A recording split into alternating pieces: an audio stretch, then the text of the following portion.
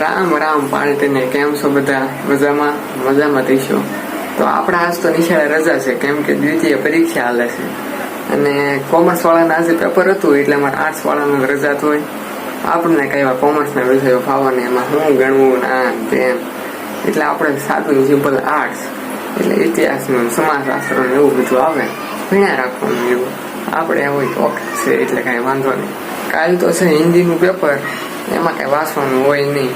હિન્દી આપણી રાષ્ટ્ર ભાષા છે, આપણે એવું તો આવડત ને એમાં આવે ફકરા આમ તેમ પછી આવડે નિબંધ ને પત્ર લેખન બધું ઠપકાઈ નાખવાનું હોય. સમજાવવાનું જો અત્યારે 11મું ધોરણ છે, 11મા ધોરણમાં તો પાસ થઈ જાય, પછી 12મામાં જોયું જાય છે.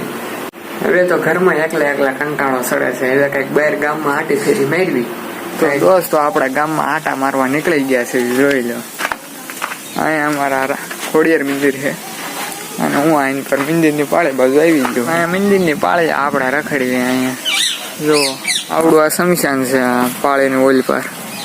ત્યાં મેં ગાડી દડા રમતા હોય, હમણાં રમીશું હાંજકના. હું તો આવી ગયો નદી કાંઠે આટા મારવા, કેમ કે અહીંયા મજા આવે એમ છે થોડું ભાઈ આમ. જો આ છે નદી અમારી, પાણી છે પણ ઓછું છે, આમ બરોબર છે નહીં ખાસ.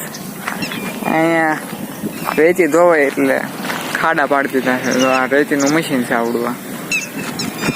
આ નદી કઈક મારી આવી છે નદી અમારી, એકદમ બ્યુટીફુલ છે ને, બરોબર ખાસ નથી. આમ કૂતરા જોવો, હમણાં કૂતરા છે અહીંયા. મારા બેટા એવા ટહેલતા આરામ કરે છે ને. મને એવું લાગે છે વાળ મોટા થઈ ગયા છે, હવે કપાવવાની જરૂર છે નહીં. હવે આજ સાંજે જવું છે વાળ કપાવવા. થોડા કપાઈ નાખ્યું ને, લગ્ન આવે છે આમ તો 3-4 તારીખમાં, તો લગ્નમાં જ ધામા નાખવાના. થોડું ખાઈ નાખીને સારું બટકા તો સાંજે વાળ કપાવવા જવું છે. તો મળીએ સાંજે આવી.